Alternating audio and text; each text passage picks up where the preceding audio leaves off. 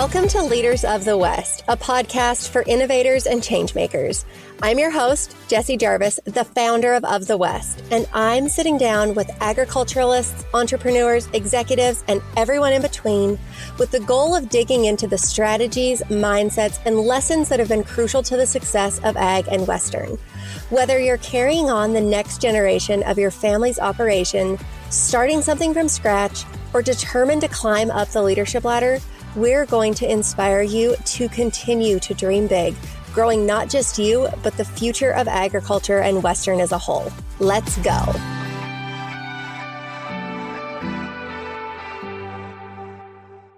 I have something that I want to share with you guys that I don't talk about a whole lot, and that is of the West's newsletters. So our newsletters are unique in the sense that we round up news and jobs from specific industry sectors and put those all together in an email that we send out every other week.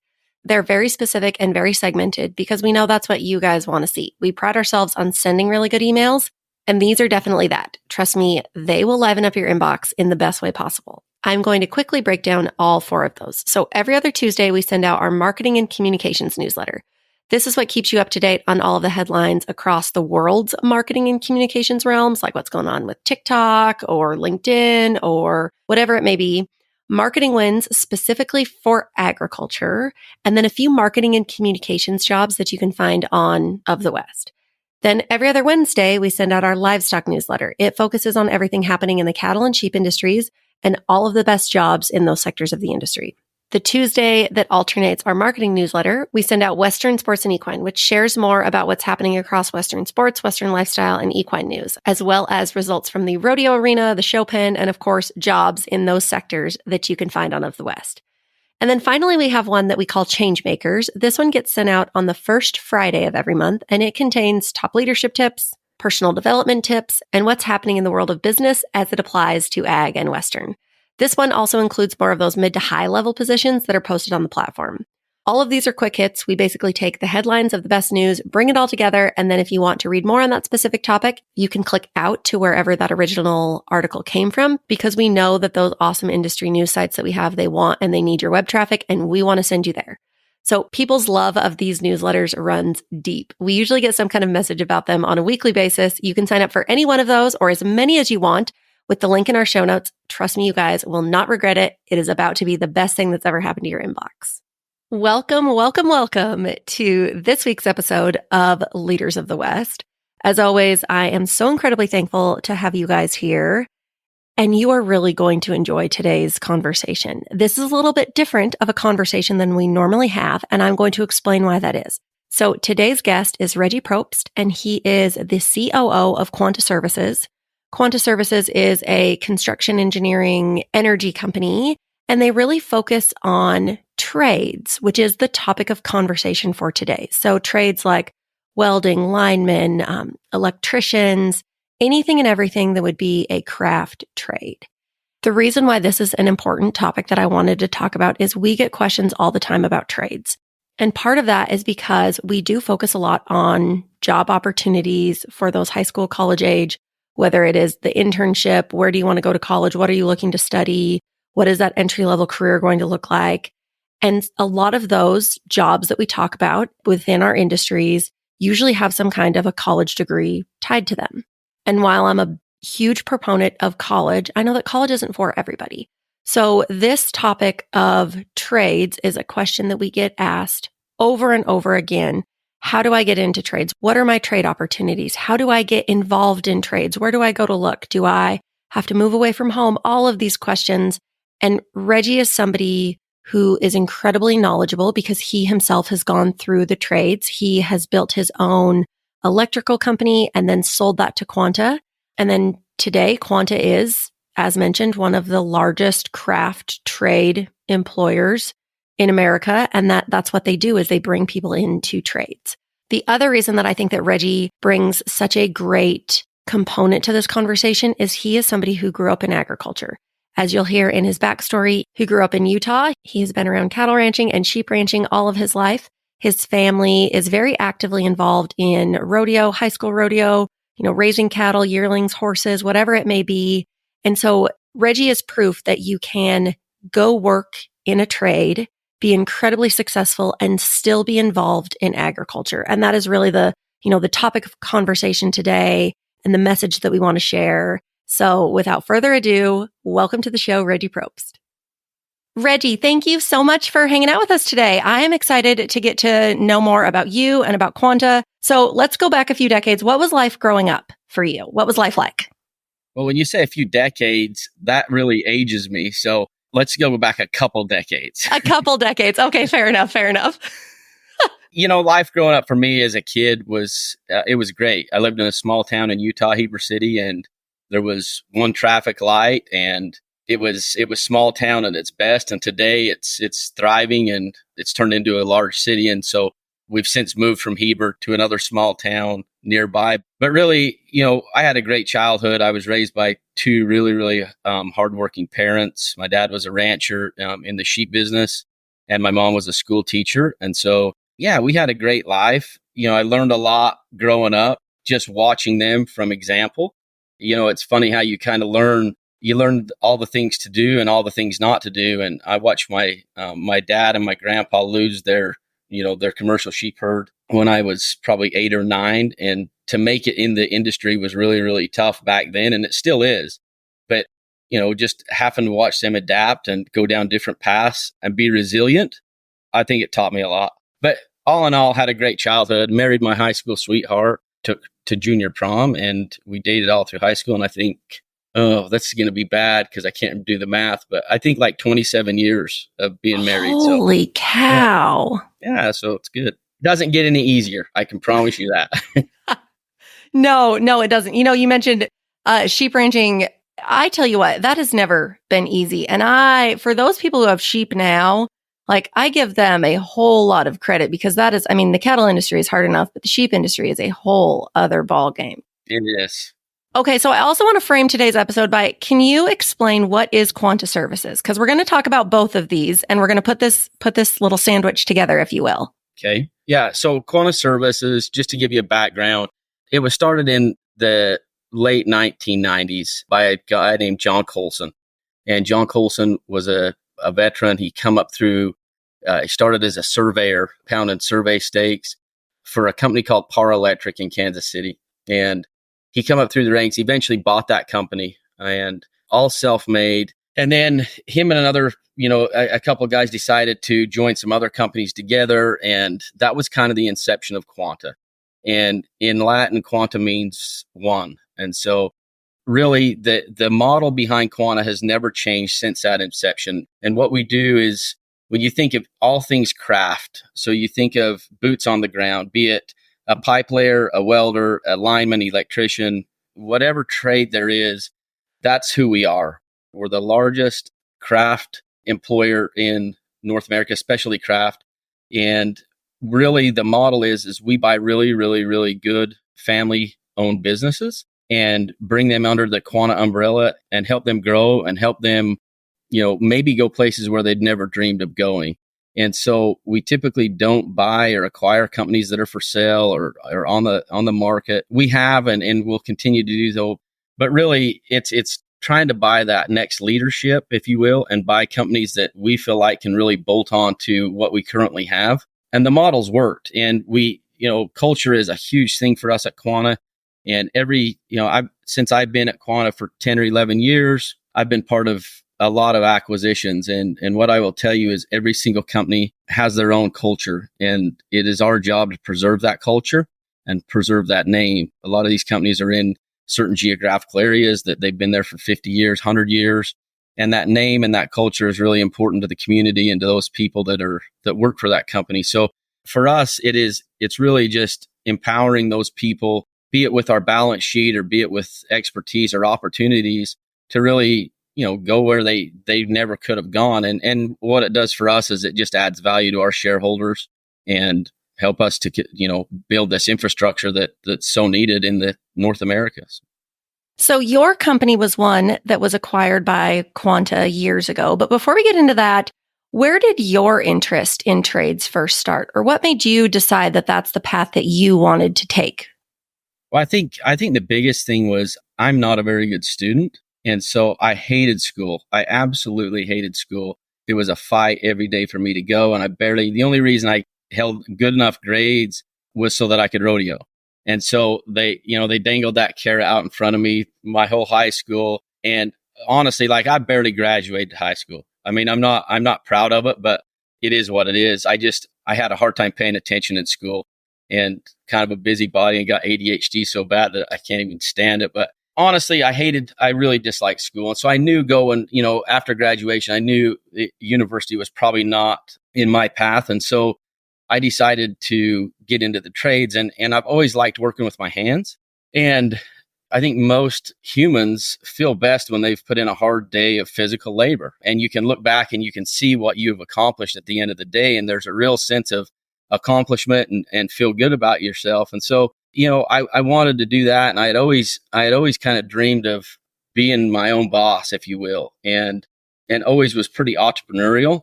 And so that's how I kind of got into the trades. Right out of high school, I went to Utah Valley University. It was Utah Valley Community College back then, had a line workers program. So I went to that, enrolled in that, and then immediately got a job for a contractor, and then eventually landed at a couple of different municipalities or utilities and completed my lineman program. And then during the nights or at night school, I went back to school and went through the electrical apprenticeship program and then also the substation program. So at the end of the day, when I was all kind of done with my trade schools, I was a journeyman lineman. I was a master electrician, which allows you to open your own business, and then a journeyman substation technician, which is kind of specialized, but it served me really well. And, if you would have asked me when I was 18 years old where I would have been, I would have never dreamed it would have been, where I'm sitting today.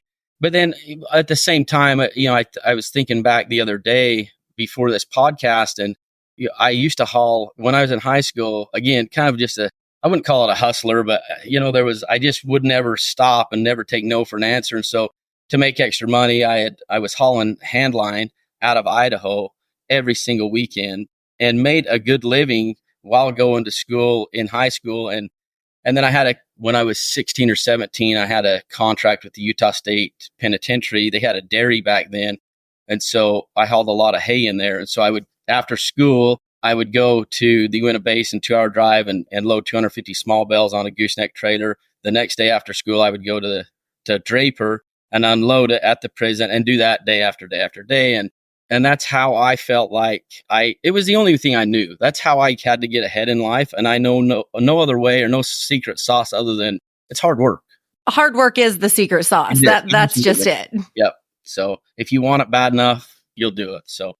No, I was just going to say, you've always been a little entrepreneur then. Yeah, maybe a little, maybe just a little. So yeah, but it's been good. And I think the trades, they're not for everybody. And it's getting harder and harder in today's world to get people excited about the trades and working with their hands.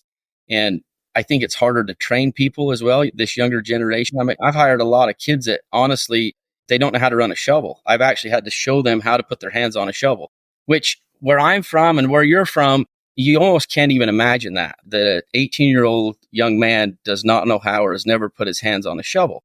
But it's the truth. And I think we have to give them kids some grace sometimes. A lot of people say that this generation, yada, yada, yada. But when you step back and look at it, this generation is facing some things that you and I never dreamed of facing. And maybe the opportunities out there are not out there like they were with you and I when we were growing up. But there are some great young people out there. And I think it's just really what we need to do better is awareness and education that there's other career paths. And quite honestly, these other career paths can sometimes be not only more lucrative, but, lead to a better lifestyle and a happier lifestyle because you are working outside and you're working with your hands and you're not stuck in a cubicle and not working from home in your pajamas. And I mean, you gotta, I think you have to be outside. You have to have a sense of accomplishments every single day to feel good about yourself. I do anyway. No, there's so many things that I want to talk about now because I'm the same way. I could send 100 emails in a day and, oh yeah, I checked that off the list. But if I look in my inbox, like, oh, that's not really rewarding. But when we go to the ranch and we put in a fence or, we fix something in the feedlot and then you go up there that night and you get to physically look at all the work that you did that day, that is much more rewarding than me sending my 100 emails and just looking at the sent folder of my inbox. Yep. You just can't see it. I mean, I'm the same way with, with my current role is you feel like you're an inch deep and 8 miles wide and you absolutely accomplish nothing during the day, but you're so exhausted mentally at the end of the day, but you've not even lifted a finger physically. It's different, it's different. No, it is. And I will also say that anytime I'm physically moving, I feel like that's what gives my body more energy. If I just sit at my desk all day, then I feel tired and sluggish. But if I am out moving, physically active, I have a ridiculous amount of energy. Yes. Yep. I agree. Energy makes energy. There's no doubt. Okay. Let's talk about trades as a whole, because this is something that I always get questions about, being in the position that Of the West is in. Obviously, we work in the career side of things. And so a lot of careers are college oriented, but college isn't great for everybody. I'm a big fan of you've got to have something to hang your hat on, whether that is a diploma, whether that is a certification of some kind. Like, you just have to have something that proves that you have a skill set and that it also proves that you're committed to learning more. So if somebody is thinking about following a trade-based path, what can they expect?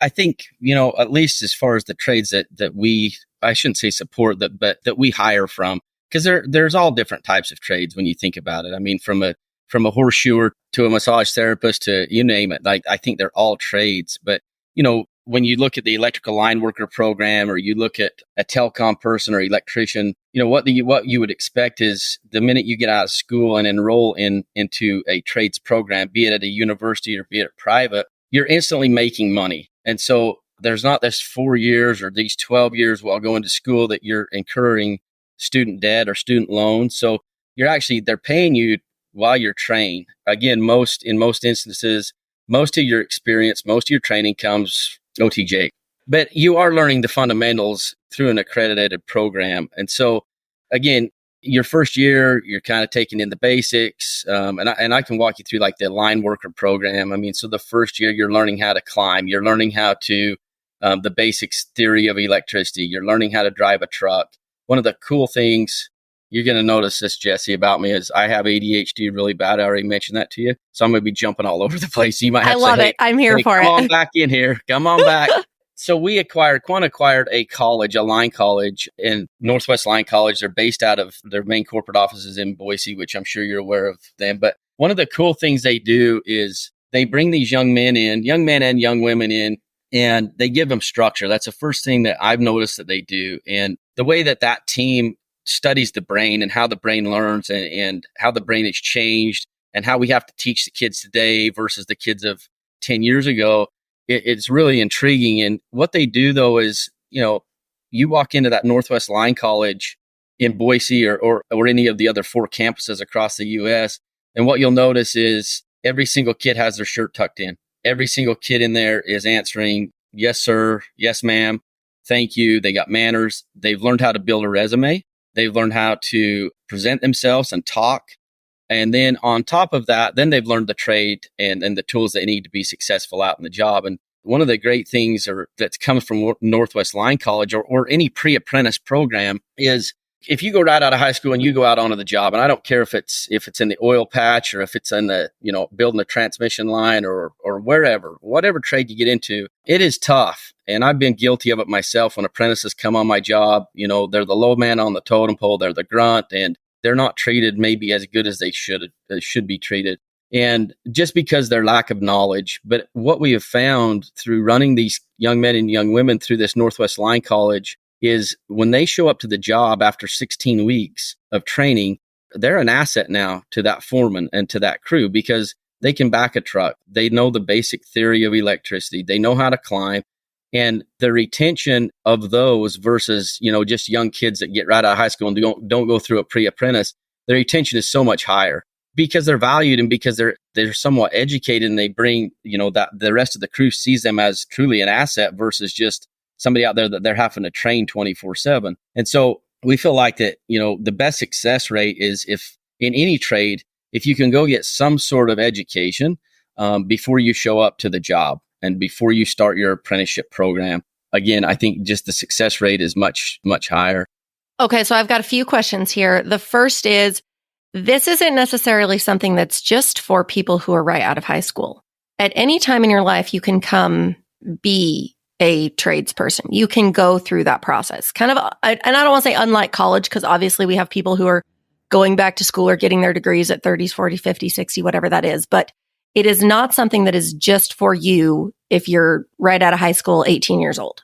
Yeah, no, you're exactly right. In fact, we see, some of our best up and coming leaders within Quanta are young men and young women who have been maybe to a university and have taken some business classes and some business acumen, and then either went to Northwest Line College or went and learned a trade and have spent time in the field. There's no replacement for time, in the field, in the trenches with the people.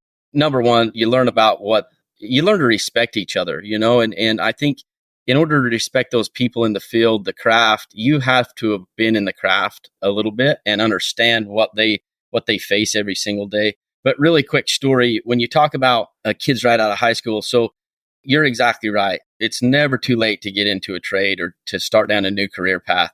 But I was at a graduation for NLC. This has probably been 2 years ago. I went up and spoke at the graduation, and it was so cool. There was a guy there it's not really a valedictorian, but the class of, I probably get my numbers wrong, but say it's a class of 100 students. They vote on kind of your top hand, if you will, through those semesters. And the guy that won it that year, he was in his mid 30s, and he was a veteran. And we have a really cool program for veterans, and how it's our VEET program and how we bring veterans in and put them to work. But this guy had got out of the service. He was from the Midwest somewhere. He had got a GI Bill, and his family had a young family in the Midwest. His family was living off of his GI Bill, and he brought himself to Boise. He spent 16 weeks living in his car, putting himself through school. It's like, when you really look at it, you're like, golly, what, if this guy is doing that, what's our excuse? But again, it's just how much work do you want to put into it? How much time do you want to put into it? But it just shows the sacrifice, and it shows how good of, you ever wonder if we have bad, if this next generation is going to be tough, or, they don't got it. You hear all that. You just hear a lot of negativity around this next group of, I don't even know what they have them labeled as far as Gen X's or Gen Z's, or hell, I don't know. But if you ever doubt, you just need to go to a graduation at Northwest Line College, and you look across the faces of those 100, 200 young men and women, and you're like, you know what? We're in pretty good shape as a society in North America. So. Oh, I believe that. And the other thing that I will say too, because I understand, like, this generation is different than others. I'm sure that previous generations said that about other generations as well. Yes. That's not new. But who raised this generation? Absolutely. Like, it was us. So we can't complain about it because we partly created the problem. So absolutely. I think we have to take a little responsibility there. Okay. How long is lineman school? 16 weeks? Yep. Or are there different programs? Tell us a little bit about that. Yeah. So there's different programs. So through the Northwest Line College, I believe it's either a 16 or an 18-week program. And then once out of there, there's typically 100% job placement. And we put thousands of kids through Northwest Line College a year. We don't retain all of those. So a lot of those go to the large utilities. A lot of them go to our competitors, to other contractors. But there's almost 100% job placement coming out of Northwest Line College. And so once you have a job placement, then at most places, you are indentured into an apprenticeship program. And that apprenticeship program is typically 4 years. And so from the time you start your pre-apprentice program to the time you top out, based upon, there's some variables in there as far as hours, but it's typically, call it 4 to 4.5 years. And at that point, then you become a journeyman lineman or a journeyman electrician or a journeyman, tradesman. But most apprenticeship programs are a 4-year program. But after your 16 to 18 weeks, so for those of you who maybe are struggling with math, that's 4 to 4.5 months. Yes. Then you're making money. Yes. Yes. Okay, because that's a kicker there. Okay, what about on the electrician side? The same. So electrician most of those are they're state governed. And so, there's a lot of universities that have an electrical program to where it's mainly night school. And so you're working as you're going through school for 4 years. And so you're doing night school twice a week. And it's been a while since I've done it, so they could have changed some, but it's typically you're working for a contractor or working for somebody, getting your hours, documenting hours while going to school at night. And again, that's a 4-year type program. We do have a program. It's at our Lazy Q training facility, and it's a cool facility in LaGrange, Texas. It's a couple thousand acres. We can sleep, I think, over pretty close to 300 at this training facility. Have our own transmission line, our own pipelines, and really it was built to really train our people and help coach our people to become better. But we started a line school down there as well. That is, what we'll do is we'll take young men and women that are currently working for a Quanta company that maybe maybe they're not in the trade, or maybe they just got started in the trade. And what we'll do there, Jesse, is we'll hire them and we will pay them while they go to school. And so they're getting paid while they go through that 16-week program. We pay their wages. We house them. We feed them 3 meals a day. We give them their tools. And then when they get out, they're working for a Quanta company, and it's 100% job placement. That's where we run all of our veterans through. So we take somewhere around, I'm going to say in the neighborhood of 20 to 50 veterans every single semester and run them through that program. And again, that's, if you look at it and put a value to it, I'm probably shooting low, but it's probably $50,000 or $60,000 scholarship, if you will, or grant that we're given to these veterans and to these young people that we're trying to help them get into the trade. So I feel like we're doing a really good job. Can we do more? Yes, there's always more that we can do, but I really feel like if we're offering to some of these young men and young women and our veterans that we're going to pay you while you go to school, we're going to set you up for success, we should have them lined up 10 miles long. But that's not the case. It's getting harder and harder to recruit some of these young people. Oh, it is. Okay, well, that is one thing that my only qualm or complaint about college is you have to pay to learn. In a job, you get paid to learn.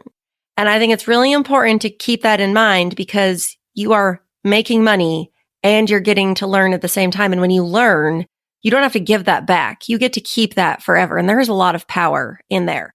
But before we get off of this topic, because there's a couple more things I want to talk about, what other trades? So we've talked a lot about linemen, the electrician side of things. What other trades does Quanta work with, or do you guys offer? What are somebody else's options? So there's welders, there's equipment operators, there's pipeliners, fiber optic, all things telecom, all things natural gas. So gas fusers, gas pipe layers. I'm trying to think of all the others. Really, all things construction, concrete guys, drillers. Basically, if you can think of it, Quanta has it. Yeah, and sometimes we do a really good job, I think, promoting the trades. I really do, and I think what our CEO is a guy named Duke Austin that come out of the trade as well, and very similar story to mine, and as blue collar as they get. And he had this vision when we bought Northwest Line College, call it 5 or 6 years ago. We can't rely on, I guess, the country to supply these men and women to the trades. And so we're almost going to have to organically grow them. And so that's what we've really been focused on, is like, how do we organically grow a workforce internally to be able to support what we want to accomplish for our investors and our clients. But, there's so many other opportunities outside of the trades at Quanta. I mean, you think about the project management, program management, attorneys, accountants, tax people, HR. I mean, there's when you start thinking of, almost 60,000 employees, there's really a career path for about whatever somebody wants to do outside of, medical, probably. How awesome is that? If you guys have ever considered anything, or maybe your kids have considered a trade, or your spouse is looking for a career path, I highly, highly encourage you guys to check out Quanta. But I have one more question, and then we're going to get to our rapid fire round. So At the beginning of this, you mentioned that you are somebody who you grew up in agriculture. And I don't want to give this away, but right now, as we record this, you are sitting in Abilene, Texas at the Texas High School Rodeo Finals. And we are going to see you in July in Rock Springs. You and your family are heavily invested in rodeo and agriculture. You left this industry, you pursued your trade, you are wildly successful. And now you get to run cows and you get to rope and you get to raise your family in the Western way of life and you still get to pursue your career. So you left, but you also got to come back, maybe even better than ever before. I think that's one of those things a lot of people are worried about when they think about trades is, well, I don't want to have to go live in town and, or I don't want to have to leave agriculture. And you don't have to. You're living proof of that. So can you just talk about that for a second? Yeah. I mean, I think as I think about it, it's sacrifice, and it's like, I guess I just got lucky or I was blessed, but, it was easy for me to hang up a rope out of high school and just really focus on building a career. And I sometimes have to pinch myself that I started where I did and I am where I am today. And so you think about, if you can set your passions or your hobbies aside and really just get really disciplined and focused on, and it's not all about money. As you get older in life, I mean, money's great, but it's what makes you happy too. And so I think sometimes me, inward looking at the mirror, I mean, I was probably focused on the wrong things for a long time, but nonetheless, I think that to those that want to go chase the rodeo and make that a career, I think that's awesome. Follow your dreams, follow your passions. But I think reality says that, not everybody's going to make it. There's only so many Trevor Brazils. There's only so many Casey Fields out there. And so I think to have something to fall back on, my advice to young people is go get a trade or go get a college education and then go pursue it. And then you can always, if that doesn't pan out, you can always fall back on whether you can always go shoe horses, right? Or you can always go wire a house, or you can always go get a job as a line contractor or a plumber or whatever it might be, but have something in your back pocket that nobody can take away from you either. That's the cool thing about it, whether it's a college degree or whether it's a trade. Once you have that, just like you said, your education, it's yours and nobody can take it from you. And so for me, I set hobbies aside and I put my head down and really went to work for probably, 20 years, no, even not that long. Yeah, 20 years, 30. But nonetheless, it is a sacrifice. And mine was I was probably a little extreme and it did come at a cost, like it's hard on families. I travel a lot. And so it was hard. But I look back now and I've been able to do some things that I never dreamed of doing. And now it's just trying to find some balance in my life to be able to enjoy the things that I've worked so hard for, but yet still fulfilling kind of my passion and my fire to keep me happy. But I do think you've got to put your head down and go to work truly. And if you want to get ahead. And so I think that's important for young people and old people to understand that, you see successful people all the time and you really have no idea the sacrifice or what they went through to get where they're at. And I think that's maybe, a smokescreen for these young people is they see people that appear to have it all. But what they don't see is they don't see the midnights wiring houses. They don't see laying awake at, laying all night long, wondering how you're going to make payroll for 500 or 600 guys or what happens if there's so many sacrifices and so many hardships along the way that they don't see. And you can't teach that. That's kind of the cool thing about it is one has to go through that and feel it to truly appreciate it. Oh, you are so spot on there. And it is, you can do anything you set your mind to. You can do it all. You just can't necessarily always have it all at the same time. And I think that's something that people have to realize, but you absolutely can be in the trades and still be connected to agriculture. You can still rodeo. You can still do all of those things. It's not like you're making that sacrifice. No, there's still opportunity. Yeah. The balance is now is like, as you go through life. So again, it was money just drove me and success or whatever. I mean, I'm really not sure what drives me today, even something that's almost maybe toxic a little bit. But so you chase and chase and chase and you finally get what you want. And then what you find out is now you want the simplicity things in life, right? So the more you have and the more you build and all the cattle and arenas and trucks and trailers and ground and all this stuff, well, then it's like now you have no time. And so now you're trying to simplify your life to where you have time. And it's like, I don't know, I'm 47 and still I'm trying to figure this whole life balance thing out. And I've been so blessed too, as far as having good people around me to kind of keep me checked in.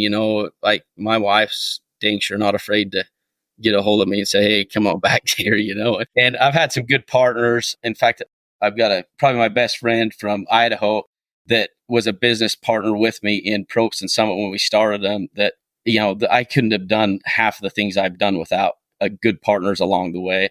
And I think that's find somebody that wants you to succeed more than you do, and that pushes you and drives you, but also kind of can hold you in check too. We all need good people in our corner to be successful. Okay, well, with that, let's go to the rapid fire round. What Okay. is the best piece of business or personal advice that you've ever been given? I should have prepared for this a little bit, huh? No. That's why it's called rapid fire. I think probably the best business advice or personal advice that I've ever been given is just stay true to yourself. And I think anytime that you start doubting yourself and you start thinking that, you're not enough or you're never going to measure up, I think that's when you see that, I don't know how to describe it, but I think that, the best way to say it, Jesse, is like, I would bet on myself every single day. Yes. Above everything. So if you're going to invest in anything, invest in yourself. I look back throughout my years and I could have invested in so many different ways, both with time and money and effort and passion, but yourself, that is the surest bet. And like, believe in yourself that you can do it and put your head down and go to work and always bet on yourself. So. I like that. Okay. Similar but different. If you could give people any words of wisdom and you knew that they would take them to heart, what would it be? I think that kind of along the same lines, like, don't ever let anybody tell you you can't. I look at my own life. I mean, I should not be the COO of a Fortune 200 company with 60,000 employees that does 25 billion a year. I shouldn't be here. I'm an underdog. And I think we're all underdogs, like, I'm sure you're an underdog, and most people that are successful, and I don't even consider myself successful. You almost feel guilty of calling yourself successful sometimes, but it truly is. Don't let anybody tell you that you can't do it, because you can. And what you find in life too is there's a lot more people that want to see you fail than they want to see you succeed. And I'll tell you, usually really highly successful people love to see other people succeed. And what I've found in the last 10 years probably is I help a lot of young people outside of Quanta build businesses and get started, and just try to give some mentorship to them and to watch them grow and develop. It probably, I don't know if there's anything out there other than my family that brings me more joy. I like that. You're a good dude, Reggie. I can tell. Okay. If you could go to dinner with anybody, dead or alive, who would you pick? I think my family. Like your whole family or your immediate family? I'd say probably my immediate family. I think it's probably from me traveling so much, and then as busy as we are, when you finally can get all your kids and your wife sat down, no phones, no device. I was about to say no phones. We when we go out to eat, it drives me crazy when you go in a restaurant and you look around and you'll see a family and everybody's on their phone, right? And so my wife, she brings a deck of cards, and people probably look at us like we're idiots, but we play cards at dinner at a restaurant. But I think, when you think of the time that you want to spend and with the people who you want to spend it with, I mean, there's nobody I'd rather spend my time with than my kids and my wife. So yeah, probably my family. So, that's a great answer. Okay. What is one quote that you lead your life by? Man, I don't know if there's a quote out there, but I think being honest in everything you do, and that's hard in business. Sometimes it's hard, but if you strive to be honest in everything you do, it's not always going to turn out the best because of your honesty, but at the end of the day, it will. And I've found myself in business a lot costing me some money by being honest. But when you look at it 5 years down the road, the opportunities that come from that, it's overwhelming. And so, yeah, it may not feel right at the beginning, but I think being honest is a huge one. And then having some grace. Not only, again, at 47, you kind of start realizing that, man, we're hard on ourselves. And you think about this younger generation. I think all of us as a society, we're so hard on ourselves. and we're so hard on each other. And I think like having some grace, not only with yourself, but with those around you, and trying to find the good in people. I think too often, we hire somebody or even our own kids. It's easy, or animals, if you're training colts or dogs, it's so easy to find the faults in people and animals. And I think if one can give themselves some grace and those around them some grace and really just focus on the good things of that. I mean, everybody's got good in them, and it's just finding that good and then emphasizing on it. And it's just like raising a dog or raising a colt. I mean, if you start focusing on those good things, more good things kind of unfold, and those bad things start to diminish because they're outweighed by the good. And I think it's the same with teammates and with employees. If you sit and nitpick on the bad, that's what you're going to see all the time. And so, yeah, being graceful, I guess, and have some humility and empathy for people. Okay, last question. Let's talk about your favorite things. Do you have a favorite, like a book or a podcast, maybe a product that you can't live without, something that's changed your life that you think more people need to know about? I read quite a bit, and Good to Great is a great book. The Go-Giver is an awesome book. I think there's so much out there that can help us get better. I'm not a huge podcast guy, and the only reason why is my attention span. And so if I'm driving down the road trying to listen to a podcast, my mind gets going in so many different directions that I'm like, but I love to listen to people. And there is, I have listened to several podcasts trying to think what that one thing is. No, I think those books, those are awesome. I'll make sure that we link those in the show notes for those of you who maybe haven't read them or haven't heard of them, but want to give them a shot. Book that I just bought and give to quite a few of my guys. It's called Greatness. Greatness? Yeah, it's a wonderful book. Okay, Good to Great, Go-Giver, and Greatness. You've got a theme here.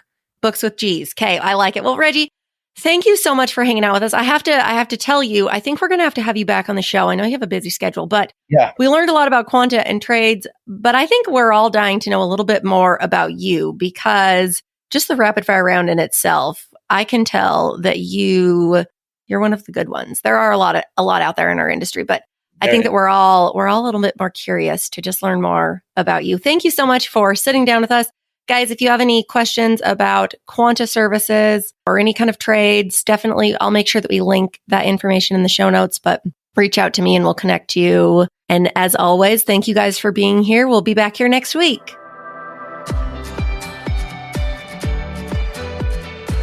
If you loved this episode, do us a favor and share it with someone else who might find just as much value in it as you did. We're on a mission to continue to grow and strengthen the future of agriculture and Western industries, and you spreading the word helps us make more of a positive impact. It also makes a big difference when you take a minute to go rate and review the show. We can't thank you enough for listening, for sharing, and for loving Ag and Western as much as we do. We'll see you back here for our next episode.